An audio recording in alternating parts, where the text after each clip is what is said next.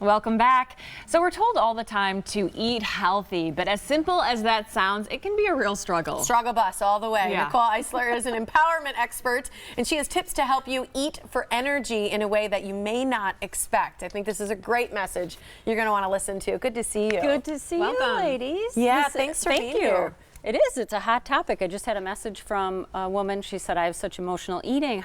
That's really what I need help with. It's Nutrition Month. I thought, why not bring up a good topic I think it's great. dig into.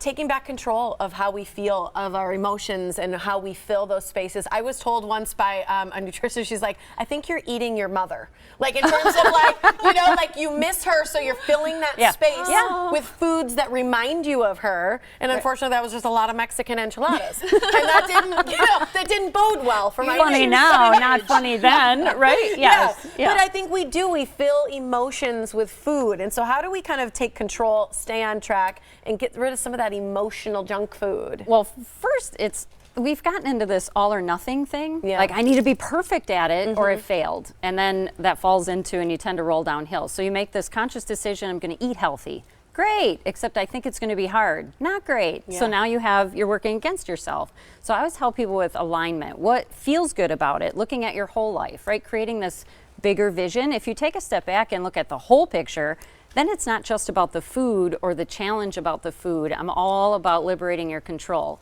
So when people say, take control, but how? What if I can't? What if we have just as much emotional energy behind eating as the food itself, and it's not the food that's the bad guy, right? So it's really taking that, and it is, and taking that step back and saying, what can I do something about? What is good for me? And looking at your whole life and saying, what do I really want to look and feel like in my whole life, not just, oh, I can't eat that. If I tell you can't have a cookie, what do you want? Yeah, a dream about it. Right? Or don't eat that. You negate the don't. Oh, I must have it. And instead, what can I have? What do I like? What can I add that's good for me that I like and enjoy? So I like to make a long list of all those healthy foods that you really, really like and enjoy. Fill your kitchen with them, right? And there's other ways to look at it and just take that step back emotionally. Well, then you're looking at the positive and what you have to look forward to with this bigger vision and how to get there versus focusing on the negative, like, oh, I can't do this, I can't do that. Right. I teach expansion. We're not here to be small. So to quit, don't, stop, that just sets you up for a little bit of resistance, and we all have a little rebel. I think we all have a little rebel in us. Like, I can have what I want to have. I was just talking with a gentleman before. He said, I like to have what I want to have now that I'm an adult, and we all have that. So why not make it something good? And focus and add the good things. And so how do you explain the term emotional junk food? What is that? Is that our feelings? Is that so let's look at like shame and blame and worry and fear and anxiety as the chips, the processed food, right? Are we feeding ourselves that? And also, what are you feeding your mind? What are the vitamins you're really giving yourself? Are you listening to good things? Are you hanging out with great people? Are you having those deep, in-depth conversations? Or is it a lot of complaining? Is it a lot of that negativity and looking at, and if we look at the food itself, of course, food in its own skin is the best, right? That's the way the body operates. But so are thoughts.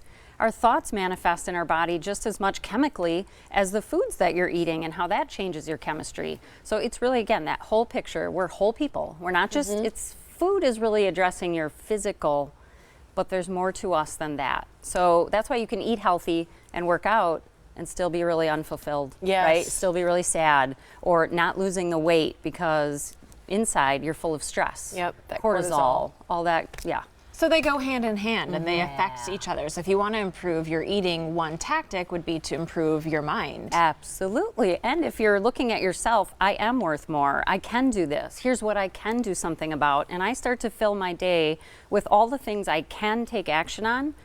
Dude, I'm in control, right? I'm powerful. I can do this, instead of I can't have a cookie and I shouldn't eat that. And that just really, even just saying it, I can't even say it without being like, I can't do that. You never do that when you have those thoughts. Like, even check your posture throughout the day. If you're feeling like this, you're probably thinking like that. So it's like, sit up and be proud and really own your space. And you'll look at foods entirely different because it's not a match. Well, I like that because it's not about, it's kind of like, it's not about how you feel, it's about what you do.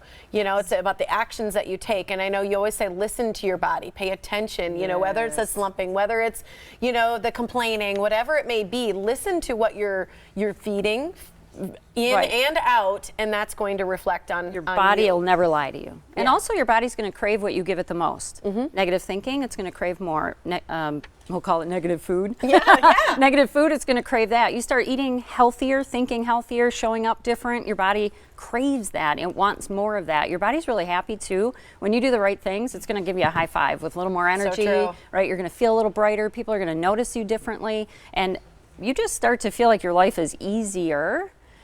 But you live with more ease and grace, and that is certainly helpful. We age slower then. Yeah. I mean, come on. The benefits are endless. Yes, And I know exactly. people can contact you to learn more about empowerment coaching and all the things that you do, how to feed yourself with positivity and get your life on track. Here's how you can contact Nicole. It's NicoleIsler.com. 262-501-5209 is the number to get in touch to meet with her and get yourself on the right direction. Thanks so much, Nicole. Thank you, Love it. ladies. Thank you. Awesome. Appreciate that.